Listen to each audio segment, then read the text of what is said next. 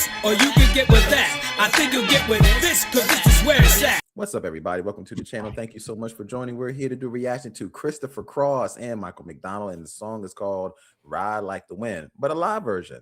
I'm excited to get into this. As always, Phenom 202, what say you?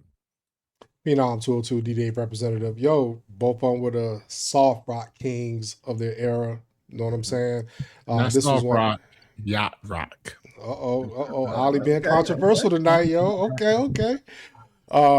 Yeah, but these two dudes were icons and still icons in my opinion. And this one was Christopher Cross's one of his biggest hits, aside from Sailing.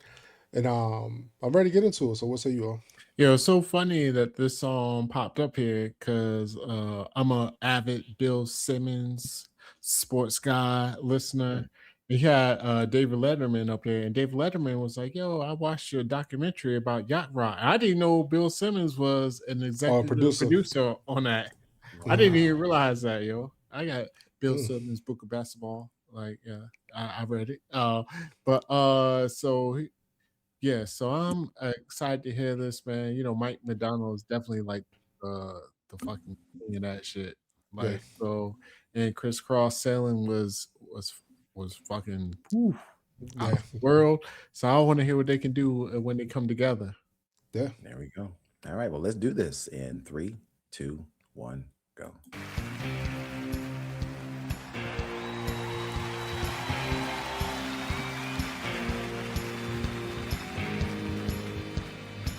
Ladies and gentlemen, please welcome Christopher Cross.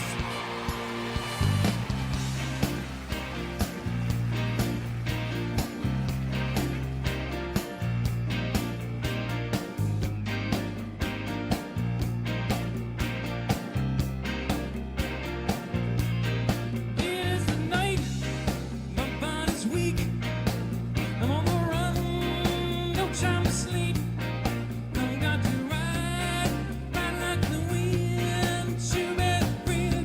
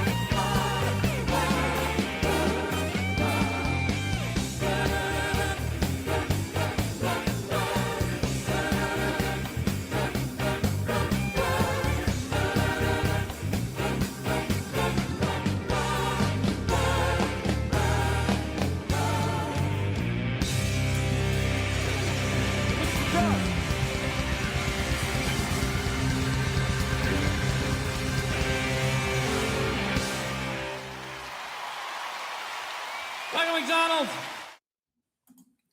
Yes. Yeah, fire. Man. Yeah, Fire. that was great. That was really great.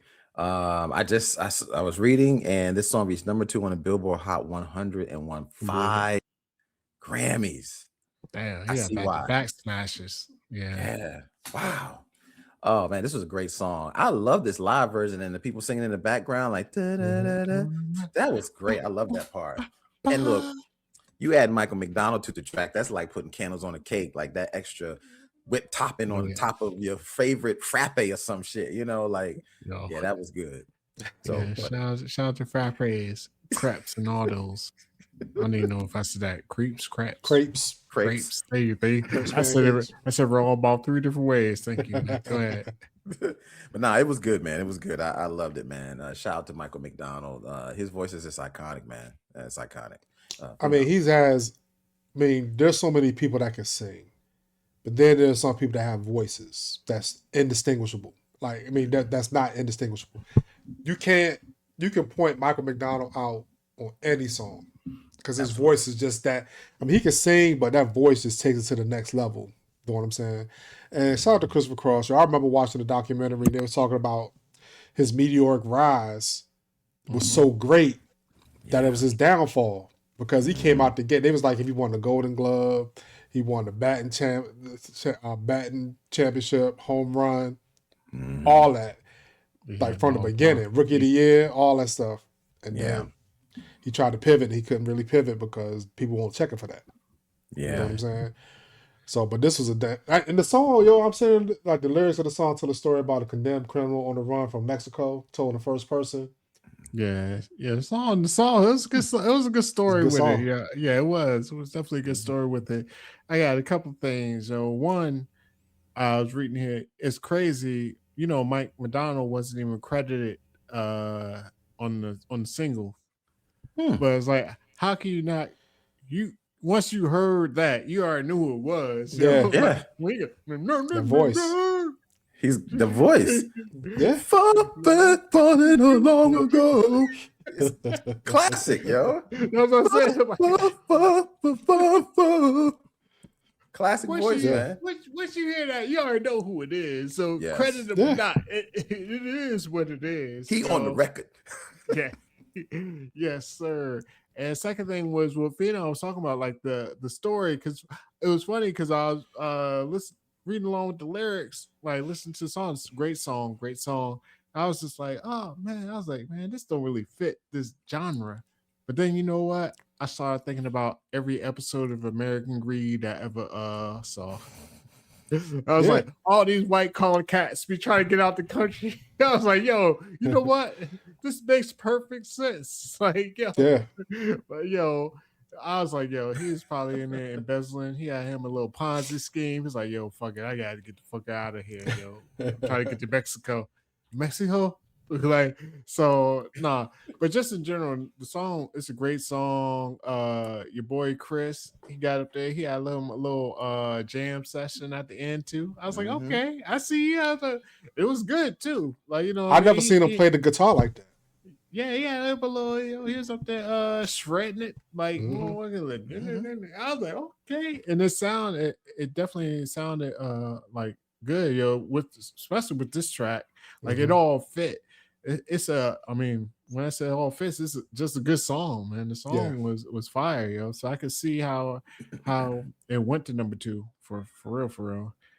Shout out to Yacht-Rock, It's a shame it didn't go to number 1 though. It won Album of the Year, Record of the Year, Song of the Year, and Best New Art. I wonder if it was number 1 at the time. Or somebody had to look it up.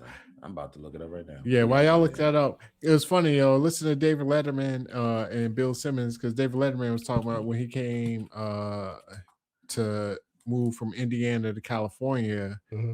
That's when he started listening to this type of music, you know what I mean? But back then he was like, it was called like the smooth rock or something. But later, when it got branded as yacht rock, he was like mad upset. And he was upset, I guess on Sirius XM, they have a whole station. They got a yacht rock.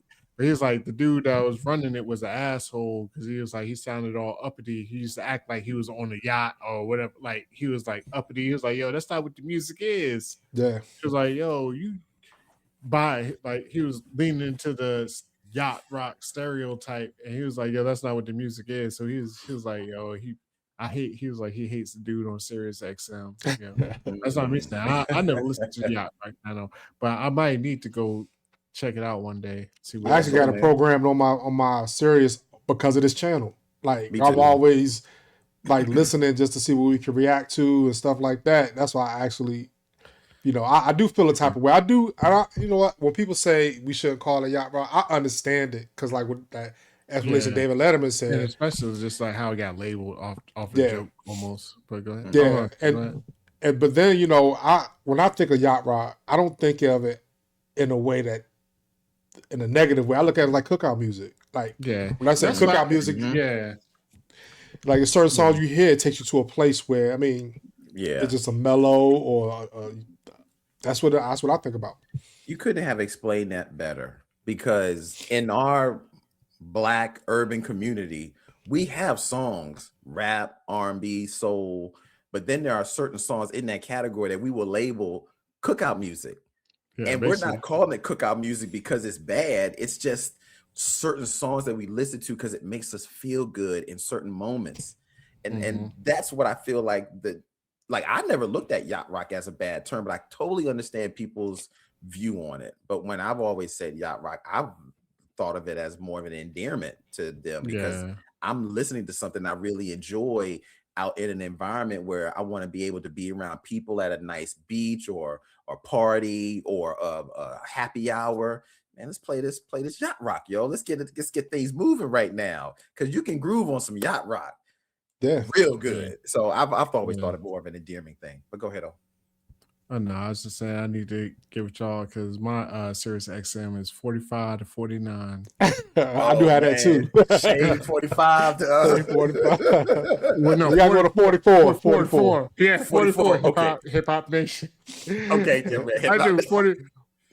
Well, 43 because Rock the Bells is 43. Oh, okay. Well, there I do rock the bells too. Okay. So, that's about it. That's my Sirius XM exploration. Yeah, as soon as you said the upper 40s, I was like, I know where you at. Yeah. No, but I need to jump on it. With you because I like the music, yo. The music is there, yo, and watching that documentary, like the musicians was all involved, you know, like the Stilly Dance and all them. Toto, Ambrosia. Like these dudes could really play. Like it's not like they was just out here doing this shit for fun. These were real musicians, studio musicians, and they could really play. So I'm gonna have to jump on it. I have to find that channel, the Yacht Rock channel. See what number it is. It switched at the beginning of the year, but I wound up finding it. So, okay, because I was like, "Oh shit, they just took my yacht rock off." But I wound up finding it, and I put that preset back up there. So I was happy about that. Well, let me throw these loafers on. But no, that's why they probably back to the question. It did not make number one because it was "Call Me" by Blondie was the number one song at the time. Okay. It was "Call Me" by Blondie was number one for 6 weeks, and it just right at that time. I don't even know. Call Me. I think we got that on the channel. Oh, we probably do. And now that you said that, I do know. I know who Blondie is, but once he said that, I was like, I'm bad with names. Yeah. All right. Well, my bad. I was just saying, shout out Mike McDonald and Christopher Cross, doing their things. But you go ahead, Corey. You get us out of here, man. Yeah, man. I'll close out. Thank you guys so much for watching. Don't forget to like, share, subscribe, and hype the video. We're on our way to 100K, so please subscribe to the channel. The algorithm pushes it out in front of you guys, even if you're not subscribed. And sometimes you may think you're subscribed. Check our homepage to make sure you are, because you just might not be. So go ahead and subscribe to the channel. Check us out every Wednesday, 9 p.m. Eastern Standard Time for our live show. We have a great time. You can be the fourth person of that being in the chat. The chat is off the chain. Anyway, thank you guys so much, man. As always, I'm Corey Roy, this Phenom 202 with Hollywood DA, and we will be back with another reaction. Peace. Yep. You can get with this, or you can get with that. You can get with this or you can get with that.